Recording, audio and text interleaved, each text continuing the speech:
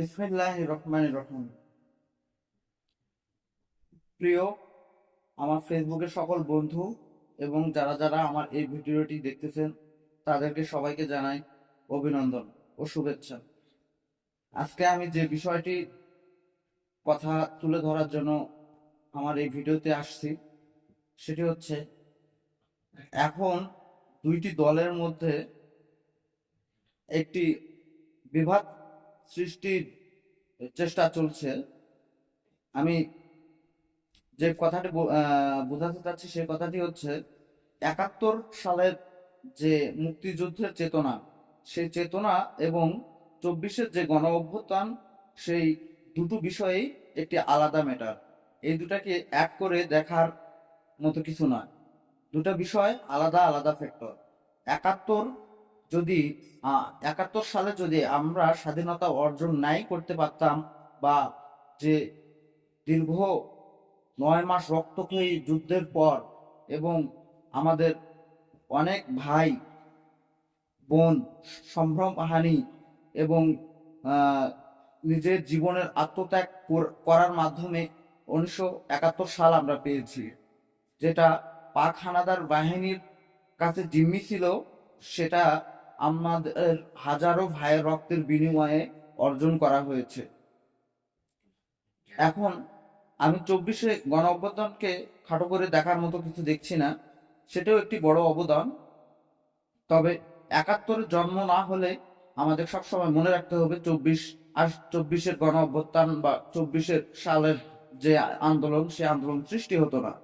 একটা বিষয় যে আমাদের স্বাধীনতার পর থেকে আমরা যে বৈষম্য সৃষ্টি হয়েছে আমাদের দেশে, সেই বৈষম্যর হাত থেকে 24-এর গণ অভ্যুত্থানের পর আমরা তরুণ সমাজ আশা করি যে একটি নতুন রাষ্ট্র বিনির্মাণ করা হবে, সেটা যৌথভাবে।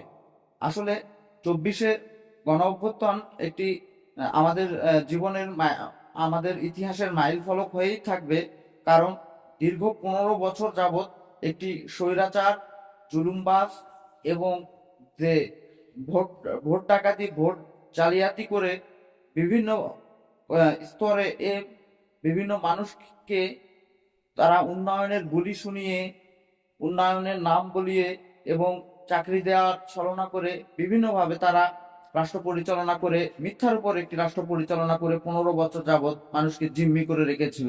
স্বাধীনতা, আমাদের দেশ স্বাধীনতা অর্জন হয়েছিল, সেই স্বাধীনতাকে তারা এই 15 বছরের লুণ্ঠন করে রেখেছিল।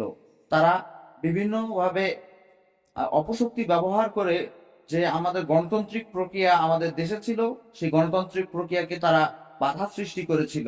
অতএব 24-এর গণ অভ্যুত্থান আমাদের কাছে একদমই ছোট না।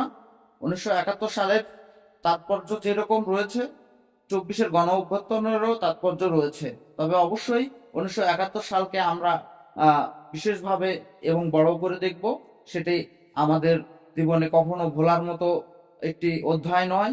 সারা যতদিন পর্যন্ত এই পৃথিবী রয়েছে এবং এই বাংলাদেশ রয়েছে, বাংলাদেশ ভূখণ্ড রয়েছে, ততদিন পর্যন্ত 1971 সালের সকল শহীদ বুদ্ধিজীবী যারা রয়েছিলেন এবং মুক্তিযুদ্ধে যারা অংশগ্রহণ করেছিলেন, তাদেরকে ভোলার মতো কোনো অপশন আমাদের জীবনে নেই। তবে এখন ওই 1971 সালের স্পিরিট এবং 2024 সালের যে গণ অভ্যুত্থানের স্পিরিট, এই স্পিরিটকে ঐক্যের মাধ্যমে কাজে লাগিয়ে একটি নতুন বাংলাদেশ বিনির্মাণ করা যায়। কিভাবে নতুন বাংলাদেশ নির্মাণ করা যায়, আমাদের সেদিকে ধাবিত হতে হবে। তাই আমি বলতে চাই, আপনারা ভেদাভেদ যে সৃষ্টি করতে চাচ্ছেন, এই ভেদাভেদ সৃষ্টি করার কোনো প্রয়োজন নেই। আমরা 24-এর গণ অভ্যুত্থানকে কোনোভাবেই খাটো করে দেখতে পারবো না।